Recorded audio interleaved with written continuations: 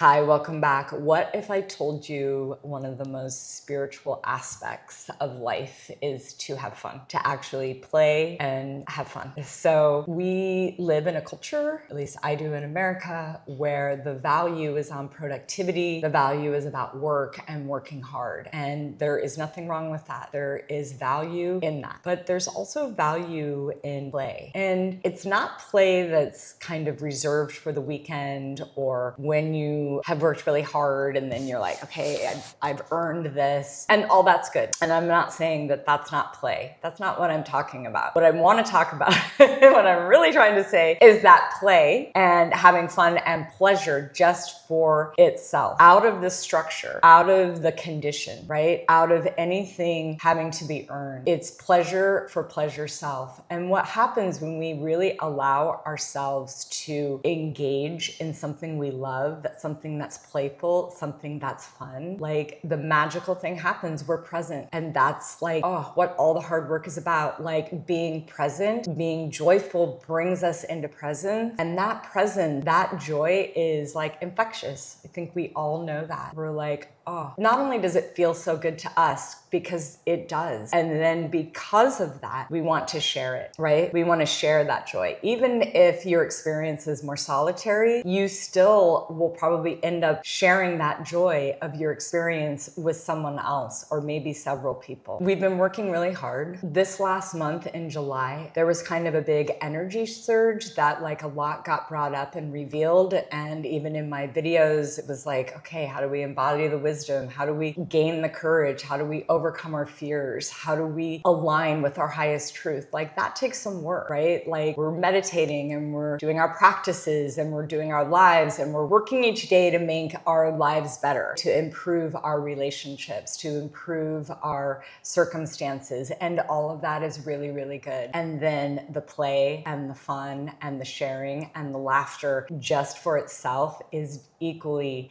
as important. And just so you know, all of the work that we do, that I do during the healing, what happens is when you really do this work, you actually have a bigger capacity for joy. And the pain and the fear and the anxiety and the suffering and the depressions and all the things actually start to diminish, and you get to live more in joy. And maybe some of you already are, which is fantastic because it gets to show others that like actually our organic state of being is living within a kind of, maybe it's not like a blissful joy that we think about joy, an emotional joy when we think about it. It's more of just like a peace, a very inner peace and a happiness and a flow. So the assignment this week is to take 1 hour every day to do something that gives you pleasure. Do something fun. For me, one of the things, because I have many, one of the things is reading a novel. So I read a lot. I study a lot, actually. And I'm always learning, okay? It's about learning growth. It's about learning,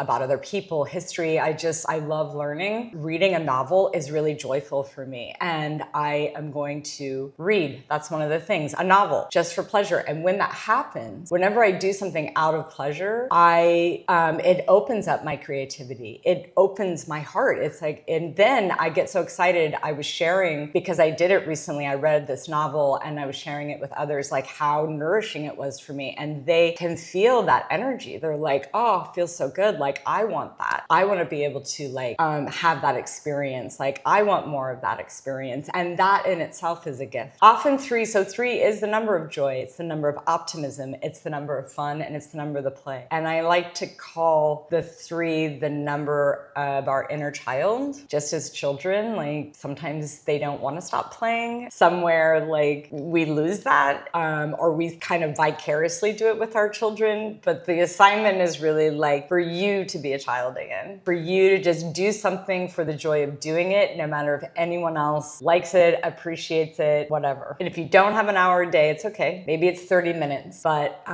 do your best to just give yourself that this week. Every single day this week. No productivity, no improvement, no schedule, no multitasking, no checking emails, no checking your phone. Like, just give yourself that time. I am excited because I'm excited to do it, and I'm excited for you to participate and do it too. All right, thanks for showing up, and I'll see you next week.